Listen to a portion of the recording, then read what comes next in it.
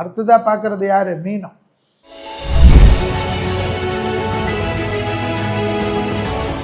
மீன ராசிக்காரர்களுக்கு கணபதியும் மணமணியும் பிடித்துக் கொள்ள வேண்டும். ஜன்ம சனி இருப்பதனால் உடற்பயிற்சி உடற்பயிற்சி உடற்பயிற்சி. கும்பராசிக்காரர்கள், மீன ராசிக்காரர்கள், மகர ராசிக்காரர்கள், மேஷ ராசிக்காரர்கள் கண்டிப்பாக உடற்பயிற்சி.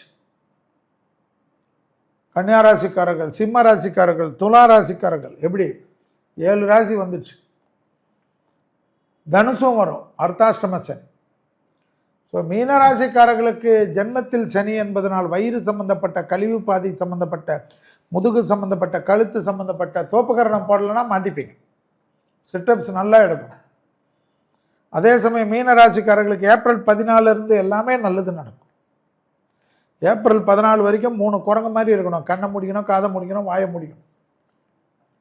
மீனராசிக்காரர்களுக்கு யோகமும் சந்தோஷமும் அனுகூலம் நிச்சயமாக இந்த வருஷம் வரும். பெரியவர்களுடன் இருந்த மனத்தாங்கல்கள் தீரும். விவசாயத்தில் இறங்குவீர்கள், விவசாய புரட்சி செய்வீர்கள், நிலம் வாங்குவீர்கள், வீடு கட்டுவீர்கள், ஃபார்ம் ஹவுஸ் கட்டுவீர்கள், கடல் பக்கத்தில் வீடு கட்டுவீர்கள், மலைப்பிரதேசங்களில் வீடு கட்டுவீர்கள், இயற்கை சார்ந்த பயிர்கள், விவசாய பயிர்கள், அதிகமாக வருமானத்தை தரக்கூடிய ஆடு வளர்க்குறது, கோழி வளர்க்குறது, மாடு வளர்க்குறது என்ற கால்நடைகள் எல்லாம் அதிகமாக. சிலர் மீன் வளர்ப்பாங்க. மீனராசிக்காரர் நல்லத்திலே நல்ல தண்ணி கட்டி பார்த்து கட்டி கால்நடை கல்லூரியில் போய் படிச்சுட்டு வந்தெல்லாம் விவசாய சம்மந்தப்பட்ட ரொம்ப ஈடுபாடு இருக்கும். சுறுசுறுப்புக்கு பங்கம் இல்லாமல் பார்த்துக்கணும்.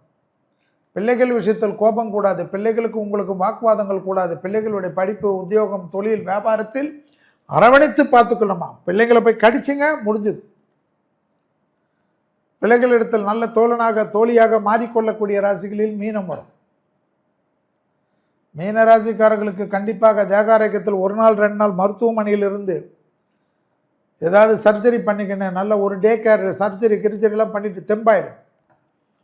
அதிகமாக முதலீடு பண்ணக்கூடியவர்கள், ஷேரில் பண்ணக்கூடியவர்கள், வீடில் பண்ணக்கூடியவர்கள், வீடு நிலத்தில் பண்ணக்கூடியவர்கள், டிவி வாங்குறது, வித்தை வாங்குறது, அதை வாங்குறது, இதை வாங்குறது எல்லாமே மீனம் செய்யும்.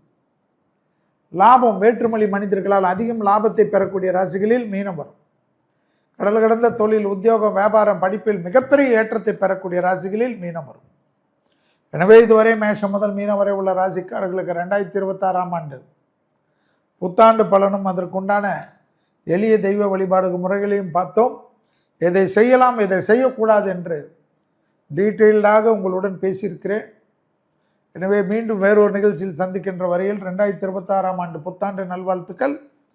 மீண்டும் ஒரு முறை நேயர்களுக்கும், விநியோகஸ்தர்களுக்கும், நிர்வாகத்திறங்களுக்கும், ஸ்பான்சர்களுக்கும் அனைவருக்கும் சொல்லிக்கொண்டு எல்லா வல்ல இறைவன் இந்த 2026ஆம் ஆண்டு நல்லதே நடத்தி கொடுப்பான் என்று மனதார பிரார்த்தனை செய்து கொண்டு விடைபெற்றுக் கொள்கின்றேன். நன்றி, வணக்கம்.